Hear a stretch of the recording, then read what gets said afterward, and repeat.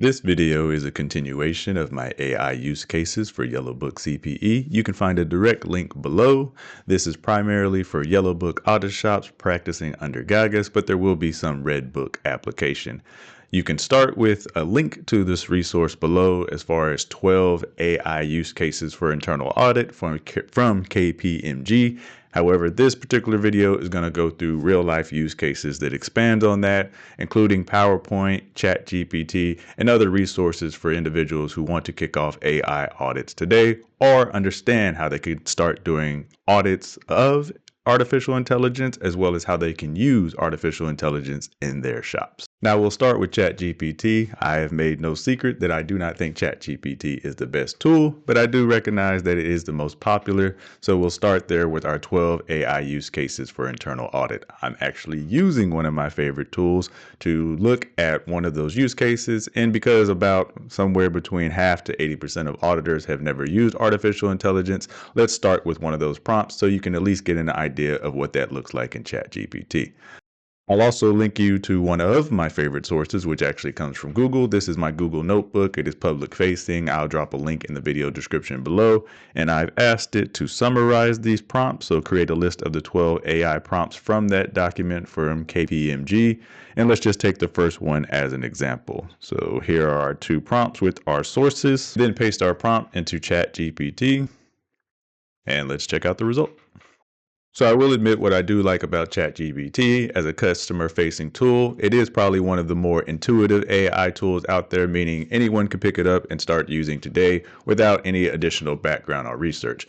I will say that you don't need to be an expert in all artificial intelligence. I look at it as a tool for augmentation. So from the tools that I've seen, including ChatGPT, it is definitely not clean or good enough to do the job of an internal auditor. I would look at this like an intern or an auditor one or a staff auditor. Let's say if you lose a staff auditor or through attrition, this might be a good tool for you to use for ideation or for planning purposes or to assign to the team. And then you can review this return to see, hey, is this a great or good result? Can this help us write our audit program? Can this help us better align with audit standards? To me, it's a good conversation starter.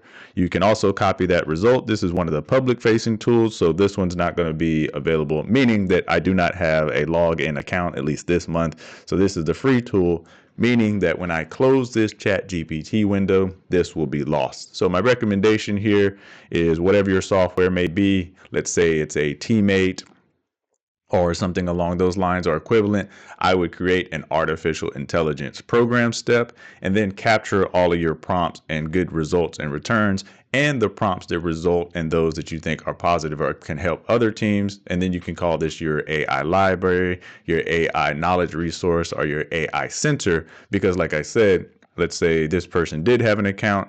You might not be able to turn it over, which also itself could be an audit about safeguarding of assets, passwords, and controls, who can access this information in the future. But you could copy that and bring it into your teammate window. I would also copy your prompt. I would also copy any returns that come from here. Let's say you create an Excel document, you create an image or something that you would like to use here. Make sure you save all that, because when you create or use this prompt in the future, the model for ChatGPT may have updated, or this particular script may no longer be available. So you might never get this exact same return again. In fact, if I drop this prompt in here again today, I might not even get the exact same return because of all the iterations and different sources that it may cite in between the time from when I put this original prompt in here. There are, again, 11 more prompts that you can use. They'll pretty much all look like this, but I'll also show you what this will look like in Google Gemini, which is one of my favorite tools. So again, you can go back to my Gemini Notebook, which is linked below, to get each of these 12 prompts, or you can download the PDF from KPMG, which I'll have linked in your video description below. Let's try a process narrative prompt for Google Gemini. Actually, let's use the same prompt from above to see how the result changes for Google Gemini.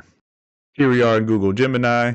So without a lot of background, a very simple, intuitive tool. It's like their version of ChatGPT. I would personally say, my personal opinion is that it's better than ChatGPT and also gives you some additional interactivity. One thing that I'll share for both of those for Yellowbook CPE is reminding or training your team that they shouldn't be uploading any PII, any sensitive information, or providing any tools that your audit shop or internal audit office hasn't already agreed can be public facing.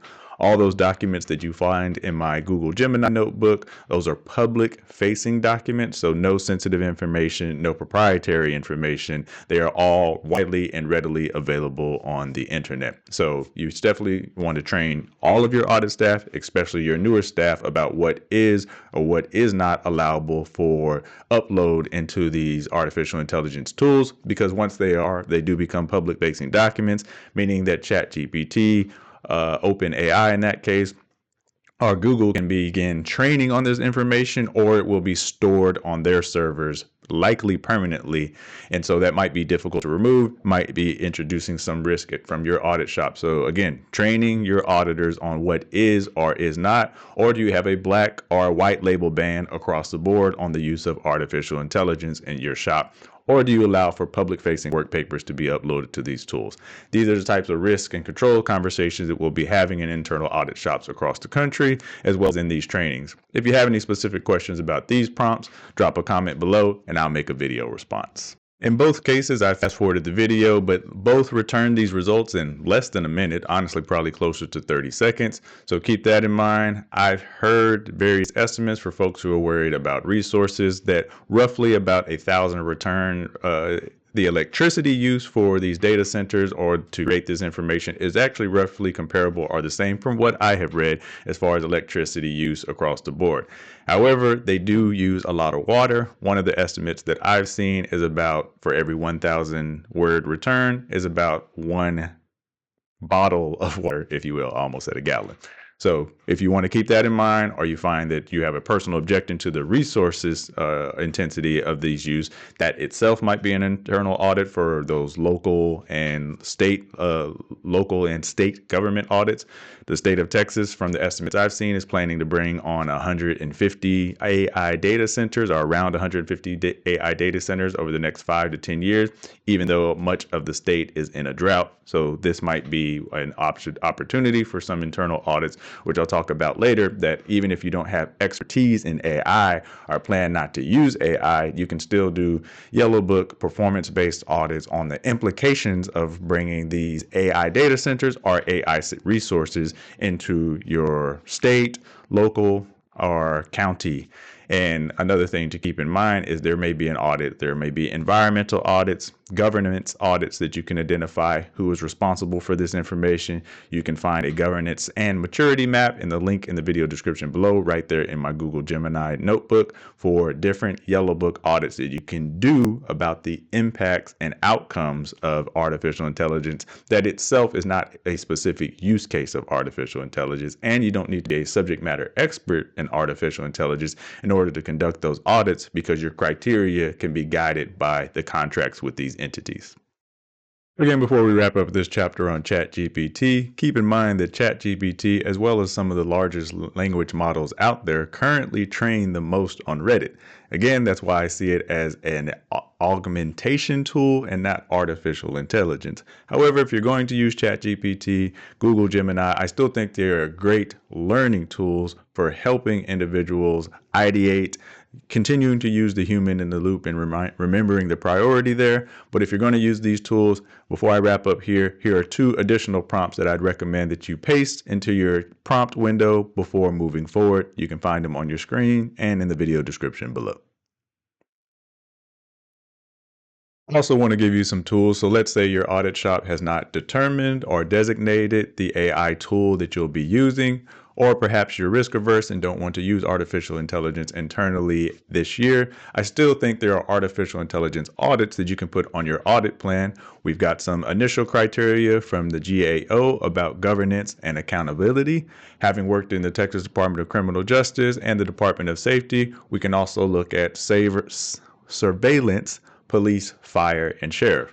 So let's look at some examples that you could look at on the law enforcement and surveillance side, or broader than that. Think about not only the audits are using AI as a user, think about the introduction of AI into your enterprise or environment. So for example, if a shop introduces AI in their department, what information and access does that AI have and able to train on or use or have access to? That might infect the entire enterprise, including the internal audit shop, or may not be limited to the internal audit shop. So those are the questions we can be asking. Do we need a governance board because of the enterprise implications? Do we need a steering committee? Do we need different or various types of committee? What public input, if at any at all, do we need, especially for the public sector auditors watching this video? Here are some examples, just examples of news cases that I've seen. So we can look at the environmental impacts, water, noise pollution, as seen here in this video. It get louder. Some nights you can smell the fume from the turbine. Elon Musk's xAI, now known as SpaceX AI following a merger with SpaceX, has made the Memphis area the center of its AI ambitions. It built Colossus 1 just south of Memphis, Tennessee, which was training AI just 123 days after the groundbreaking. And now construction is underway on 2 other data centers in South Memphis, originally named Macro-Hart and Macro-Harder, now known as Colossus 2. xAI is also building out energy infrastructure to feed its power-hungry supercomputers. It purchased a decommissioned power plant in South Haven, Mississippi, and is now operating dozens of methane gas-burning turbines for its main energy source. I'm standing outside xAI's power plant in South Haven, Mississippi. There's quite a few turbines that we can see are actively running, and you can see the heat coming off of them. It is quite loud. It reminds me of being at an airport. After breakneck speed in construction, xAI is now facing multiple lawsuits accusing the company of using loud, pollution-emitting turbines, some without a permit. So the power plant that they have built without any air permits to power Colossus 2 is unprecedented. I have never seen anything like it. They have been shipping in gas turbines like you would find in a normal power plant. They now have more than 50 of them, almost 60. The vast majority of them are not operating the same kinds of air pollution control technology that you would have at your typical power plant.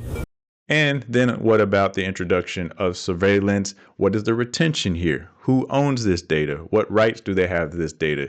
Yes, these are public facing and signed contracts. However, they have implications to the citizenry or the constituents of these elected officials. We can just play in the chapter 9 of your performance audits for the Yellowbook and looking at the implications of AI beyond just the implementation or use of AI, but at the broader picture and environmental, law enforcement, and beyond whatever your government entity may be looked into. So I think it's important for us to be imaginative, or not to put a scope of the universe that we could be looking at on ourselves, and not realizing that there's so many other things that as AI is introduced into our fields that we can begin doing audits of, even though we may not ourselves either need to be subject matter experts, or do we need to contract with subject matter experts to find the implications of this AI implementation.